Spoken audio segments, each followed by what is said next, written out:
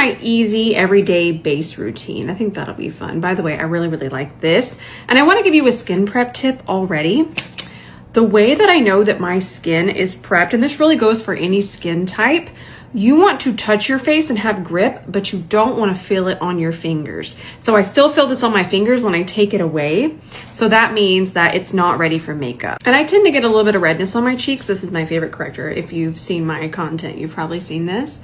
But I find that if I do a little bit of correction right now, I actually wind up wearing less concealer and foundation later. So I'm just going to take a D2, fluff this over that redness. I don't want this to go underneath my eye because I'm not correcting red there. So I do want to keep it focused, but I do have quite a bit of redness on my cheek. So that's why I can go with the fluffier side. If you have more targeted redness, darkness, a blemish, you're going to want to use this side. But if you have a little bit more area to cover, it's going to be really nice to just use this side. It's the prettiest spring day here. You might even hear the leaves in the wind. I actually have the window open, which normally I don't film with the window open, but it was just too nice. If you hear anything, you might hear birds. So listen closely. Okay, this isn't my in a hurry routine. It's just kind of my classic looks good in person base routine. It's not my most full coverage. It's just, we'll call it my classic. Now, I do love to underpaint, and I absolutely love this formula, the way that it layers. I like to put a little bit underneath the foundation and on top.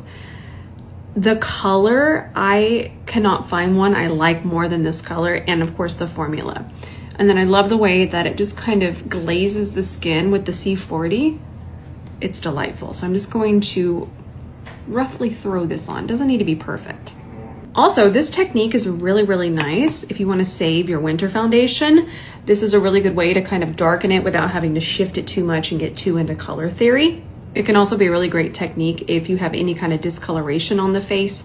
It kind of just sets the tone for the foundation. Still think this is my favorite drugstore foundation. We definitely want to give it a really good shake.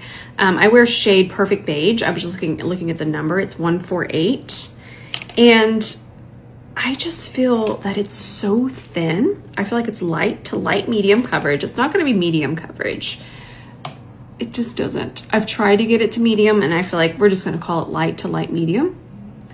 And I just go around. Oof, I just love it so, so much. But I do like it with the C42 because it does give it that more light medium coverage instead of light. If you want it to be light coverage, you would use the brush that ran away. You would use a brush like this. This is the D2. But I want to take it a little bit more to light medium. Look how pretty that is. So we're going around the bronzer, and then we go on top. I definitely feel like it gives a blurring effect to the skin, but it doesn't take you super full glam. A lot of times these blurring formulas, they take you straight to just absolute special event. But I still feel like this one just looks a lot like skin. And it gives really nice coverage. And like I said, I've been wearing it, I don't even know how long. But I've definitely done wear tests and I've been able to wear it in every season. And I love it. I love it for every season. Then I do one more glaze of this, just a really light layer. And I do this before concealer because what this is going to do is going to cause contrast. And that's a word I'm using right now because with contrast, it just makes everything else kind of stand out. So anytime, and that's kind of what the perimeter is for, and that's why we place bronzer or contour. Right now we are still bronzing. But what happens is that there's a contrast here, so it just makes the center really pop, and it also just makes it look really even. I just opened this morning. I finally ran out of my other one. So I'm going to do about that much. And if you're thinking, Rose, that's not going to be enough for me. It might not be, but what I am going to recommend, no matter how dark your under eye is, and I have lots of videos on correcting, but I'm not going to do that today because I'm just going to do what I normally do. But what I'm telling you is that it's so important to build. I might even add more. In fact, I know I'm going to add more, but let's start with really small amounts. That really helps us not apply too much. It's so much easier to add more than it is to take away too much. I'm going to add just a little bit more. I just want a hair more coverage. I'm also pretty mindful to lay this very lightly on my skin. That way I don't get ridges. That way I don't have to smooth it out because we want it to be smooth when the brush is touching it. And I know that seems a little tedious, but those are little things that can make such a difference on how it looks and wears. Now that I have it smoothed around my fine lines, I'm gonna flip to this side and just soften the concealer into the foundation while Doug snores. Gene Bean is actually outside today because it's so pretty. He'll want back in soon. I'm not sure why I'm not seeing this blush formula talked about more, because it's my favorite. It is my favorite blush formula. They have a glowy one, which I like, but this is the matte one.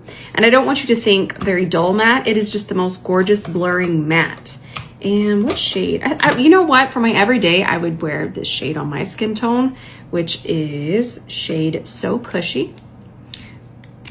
And I think, oh, another thing I really like about it is the wand is really, really small, so I'm able to not worry about it picking up foundation. If you are worried, we could put it here and pick it up with a brush. There wouldn't be waste, but I really don't worry about it. So I'm gonna kind of apply it like so. I'm applying it kind of from this top part of my nose, stopping here. That's where the side of my face starts. And all this is gonna do is just add a little lift and kind of, again, direct everything towards the front of my face. We're gonna switch to our D1. This one is basically a baby C41. I know that some of us have smaller faces, so I wanted to make a brush for smaller faces. For me, I really love the shape of the C41. Oh, this one's a prototype, remember these? I'm just gonna kind of show you the difference. It's just gonna be a bigger diffused situation. Now I still go over top of all of this with my foundation brush again, but I kind of wanted to show you that difference. If you want focus, you would want this one. And this is just a fun little bonus tip. If you ever wanted to add a little bit of lift, I'm gonna see how this is curved. I'm not sure if you can see. I'm gonna take just the tip of this and this is just fun and optional. Do not think that we need to do this. But if you just kind of follow here, I'm gonna stop right there. Do you see what kind of lift you get from your blush? It's just really fun. And then I just kind of blend that out. This is the C32. This is coming back really soon. And then I would just take C42 and just soften the line. We're not gonna blend it back, but it just kind of softens it a hair. Just have fun with it. Just an option. Now I just did a concealer video, which is on my saved highlights. For the amount of concealer we have on right now, we are going to be using a puff. We're right at that threshold to where we need to see it set evenly and all at once. Ooh, the powder is still a secret, but it's coming soon. Oh yeah, that's so nice. But for the perimeter of my face, I am just gonna use the fluffier brush. This is the side of the D1. Anytime you have a fluffier brush, you're just not going to be depositing quite as much product. So that's what I want out here. For one thing, I don't want to change the color and dull the bronzer, and I just also don't need as much powder on the perimeter. I think I want to layer up the blush just a little bit more, but I have powder there, so I'm definitely just going to put a little bit on the back of my hand, like so. And then I'm going to pick it up with our D1. Did I pick up too much? No, this looks good. And then again, I'm just going to add it right here.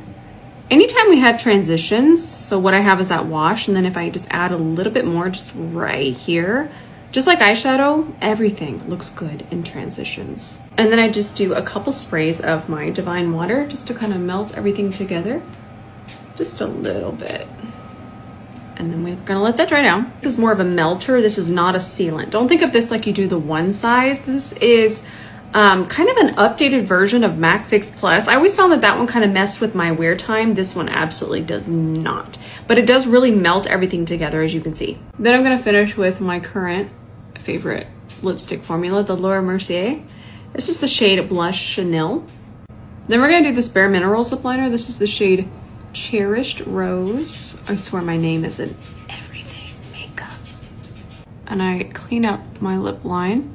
And this is a really good tip because I feel that sometimes, definitely not with these formulas, but some of the glosses, there are some things that tend to want to migrate. And when you use powder foundation around your lip line like so, it kind of creates this barrier so nothing escapes. And there you have my go-to foundation routine. This one isn't my most full coverage, and then it's of course not my fastest, but it's one of my favorites to do. And these are, everything I used are my current favorite products. I hope that you enjoyed this tutorial. I think you just heard a bird in that last slide. Definitely a leaf blower out there too. Thank you so much for watching, and hopefully we'll see you in the next one.